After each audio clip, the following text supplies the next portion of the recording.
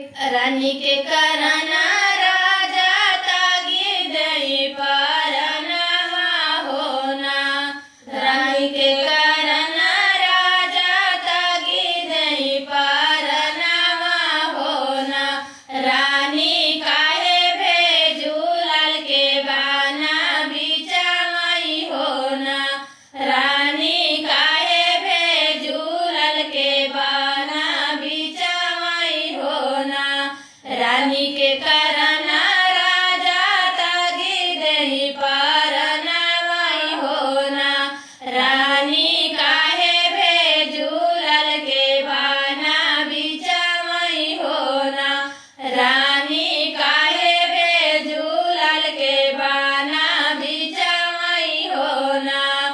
इतनी बचना जब सुनली रानियावा होना।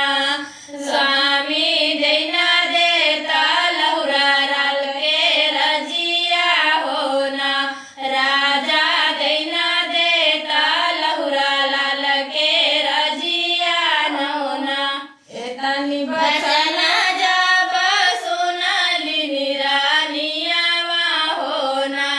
स्वामी देना देता लहुरा लाल के रजिया होना।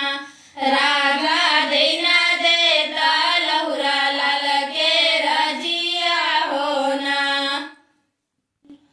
इतनी बचना जब सुनाई राजावा होना।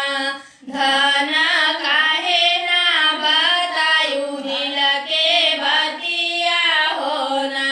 धना काहे ना बतायू दिल के बतिया होना। इतनी